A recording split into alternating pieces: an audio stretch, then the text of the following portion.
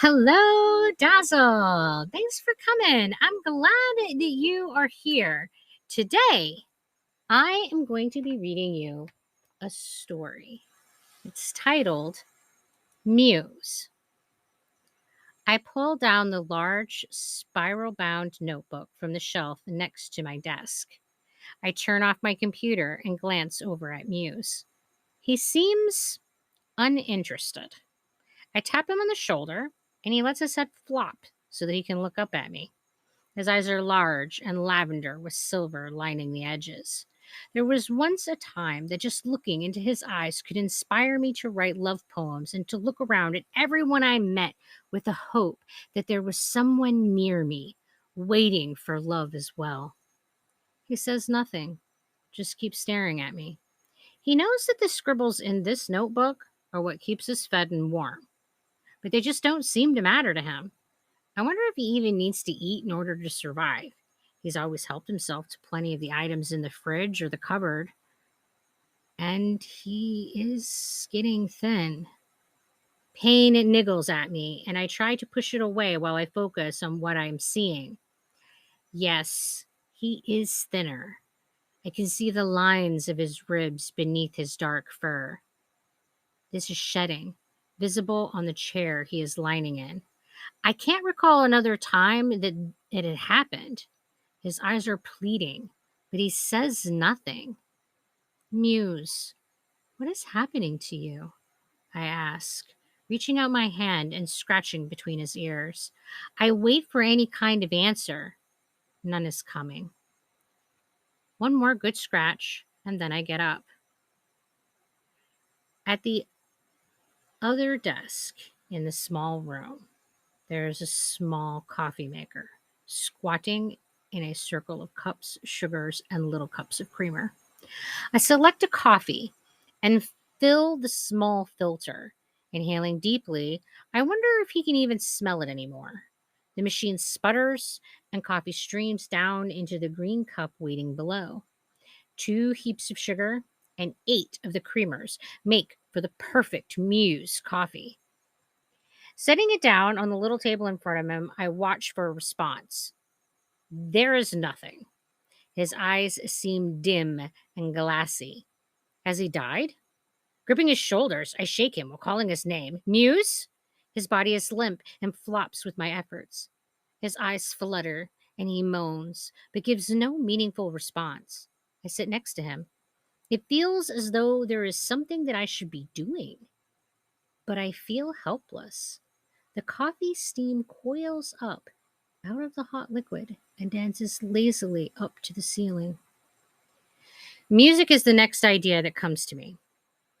Putting in his favorite mix CD into the machine, I push play and sit back next to him. Running my fingers through the fur on his side, I sing to the songs beneath my breath while I wait for him to revive. There is nothing that moves him. He has been this way for days, and I cannot understand what it is that has struck him down. Giving up on working, I curl up in the chair around him and wrap my arms about him. So small. His head fits easily beneath my chin and his back curves against my stomach. It is nice to feel him breathing. Eyes closed, mouth open, and tongue resting out on his bottom lip, he looks vulnerable. His fingers are long and twisted up in the fur on his chest. Without trying to untangle them, I slide my hands over his. I wonder if I could write your story, Muse, I whisper. At first, it was just something to say, but I can feel it now, beating in my chest, and each thud moves through him with a subtle vibration. What was his story? It saddens me that we have lived together for all these years and I still knew nothing about him. Even the most simple things about his history were blanks to me. I had no idea where he had come from. Was he born? Hatched? Or did he simply rise up from the darkness? Where are you from? I asked. There is no reply. I wait.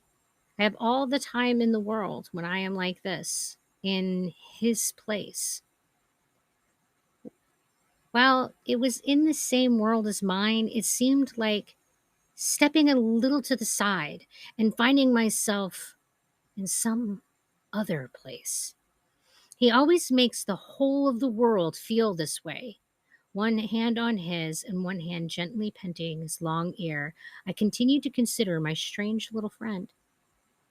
I could not think of a time that he was not with me. When I woke, I was aware of him before I had opened my eyes. He is moving now, taking the notebook from my desk and presenting it to my hands. I sit up and open it to the first blank page. Sitting behind me now, he whispers, and I write. My hand cramps with the effort, and still I write. There is no keeping up with him now. The whispering is insistent and quietly demands that I continue to work. When my eyes get tired and my hand slows, he twists his body around mine, and I think that I can write another page, just one more, then I will go to bed. I never made it there. Waking now, I find myself in a chair with the notebook clutched in my hands. Muse is sitting on the floor next to me and looking up at me. I can hear him, but I have other things to attend to first. Shuffling into the bathroom, he skips behind me, talking without taking a breath. Then into the kitchen, and I grab a bagel. My hands are quick to pluck up an apple in passing. It's hard to think with him chattering so loud. Looking at the coffee I had set out for him, I shrugged. It was good enough. It was cold, too sweet, and a little more than flavored milk, but he is not waiting for anything now. The notebook balanced on my lap while I write with one hand, and I stuff the bagel into my mouth with the other. Pausing a moment, I look over to Muse. He is standing next to the chair. He cannot hold still, hopping back and forth while the words flow out. I affectionately pat him on the top of the head and give him a little kiss on the nose. Thank you for joining me today. I hope that you have enjoyed this original story that I have written. If you do, consider giving us some support. And until we can hang out again, you guys be sure to take care of yourselves. Bye.